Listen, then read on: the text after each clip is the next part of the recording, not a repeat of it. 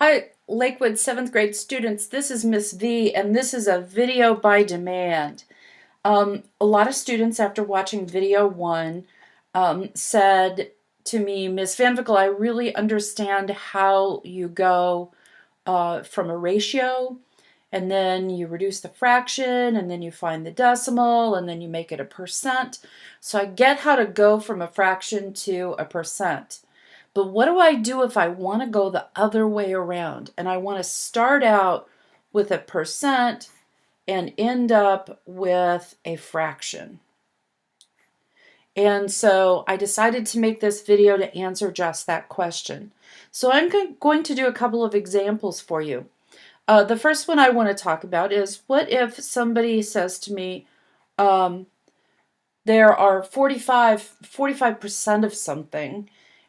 What fraction is that? Well, I'm going to do exactly what I did in the other video, but I'm going to do it backward. So I'm going to take 45 and I'm going to turn it into a decimal equivalent. So now I take my decimal place and I move it to the left 2, not to the right 2. And so I say, well, 45 converts to 0.45. And then I'm going to convert it to a fraction. And remember, this is the tenths place, and this is the 100ths place. And if we had another place out here, it would be the 1/1000th place. So since I have two decimal places here, when I make that into a fraction, I want to call it 45 over 100. And then I'm going to go ahead and reduce this fraction. It looks like to me both the numerator and the denominator are divisible by 5. So I end up getting 9 out of 20. So 9 over 20 is equal to 45%. So let's do another one, and I'm going to make it just like this one. What do I do if somebody says, well, what is 12% if you wrote it as a fraction or as a ratio? Well, let's go ahead and move our decimal place over 2, and we'd have 0.12. And then we're going to go ahead and write this as 12 over 100 because that is sitting in the 100ths place. And now we're going to reduce our fraction, and I happen to notice that my numerator and my denominator are divisible by 2. So 12 divided by 2 is 6, and 100 divided by 2 is 50. But then I notice, wow, these are still even numbers. I can divide by 2 again and get 3 over 25. So the reduced form of my fraction is 3/25. So 3/25 should be 12%.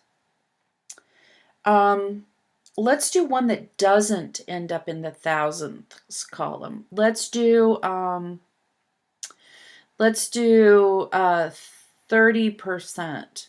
If I move my decimal place like that, I end up with 0.3, and you'll notice it just has one digit on the right side of the decimal, and that's the tenths place. So I can call it 3 over 10. Now, it would have been fine for me to call it 30 over 100, just add a 0 there.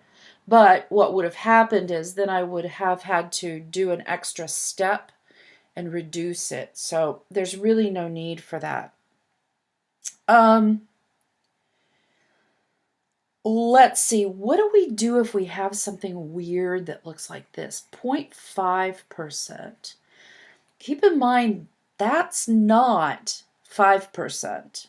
5% has a decimal place here. But what about 0.5%? That's 1/2 of 1%. Well, we're going to do the very same thing. We're going to move the decimal place 2 to the left. But notice there are no zeros there.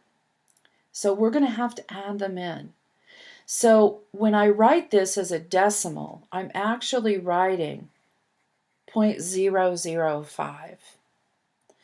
And now I notice that I go all the way out to my thousandth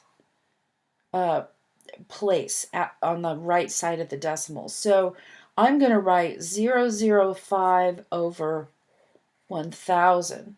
And I happen to notice that 5 is divisible by 5. It gives me 1.